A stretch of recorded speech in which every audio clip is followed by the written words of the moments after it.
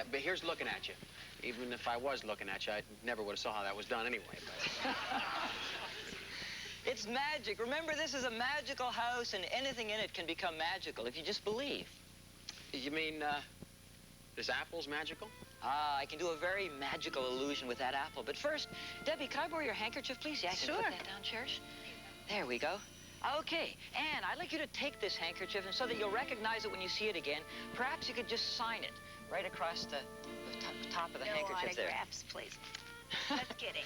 Okay, you just take the pen, write your name right across there, and so we'll recognize the handkerchief when we see it again. There we go. I'm going to do something so miraculous, I want you to all know the handkerchief. There we go. I can recognize that. That's your signature. Okay. Now, here we go with the apple. Bruce, I'm just going to take the apple and this little apple core here.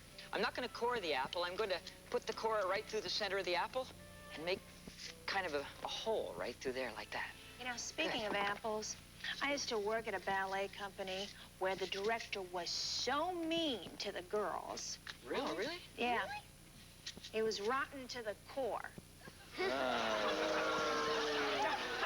Not even magic can help that joke. Here, Cherish, you hold on to that.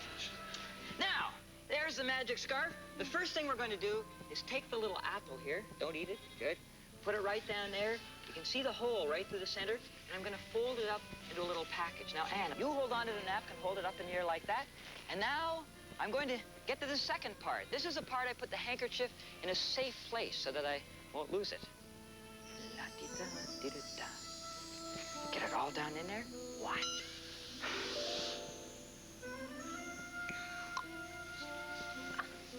It's gone. But there's an old magician's expression that says, a wrapped apple gathers no handkerchiefs. But sometime, even a magician can be surprised.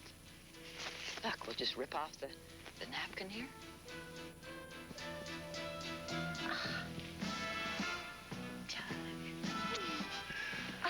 Hold on to the apple, Cherish.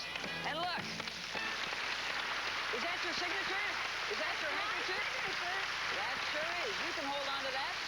And I'm going to give Bruce and Cherish here part of an apple. You just enjoy that, okay? That's totally amazing, but can you do it with a grape? Well, only if you have a very short name. Did you know that in every house there is an object that is very magical? Really? What is it? It's a mirror.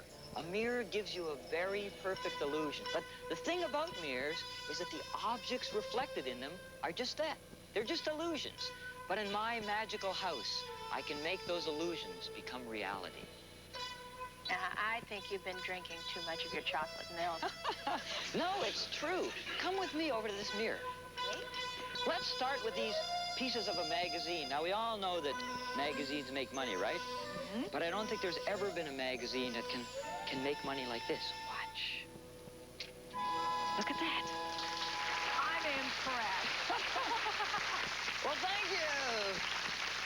Now, Anne, if you just hold this money up to the mirror, I'll show you how you can double your capital without moving a muscle.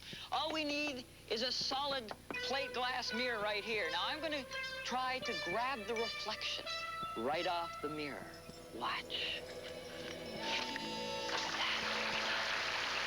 To think I used to read magazines when I could have been cutting them up and making a fortune. Unfortunately, it only works in a magic house. But let's see what other wonders are reflected here.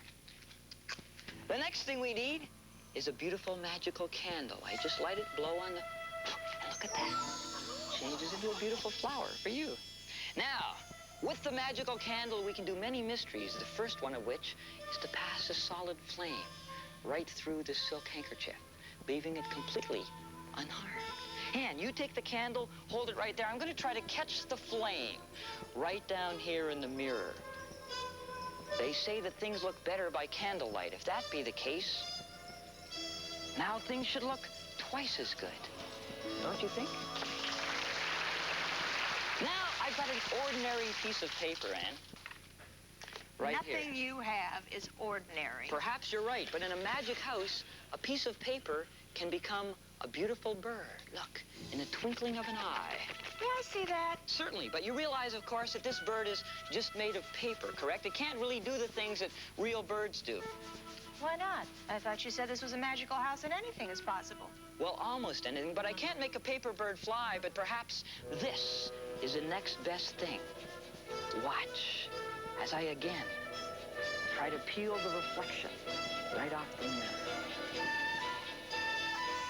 Oh, look at that. Hello there, my little friend. How are you doing? There are a lot more wonders to behold in the room of the future, so don't wander off. Is the room of the future behind an unopened door? Well, we'll get to that later, but right now let's get ready to leap through time. I'm ready. So am I. I think I'll stay here for a while. Why'd you put that magazine? I want to stay here and cut myself up a fortune. Doug Henning's World of Magic will return after these messages.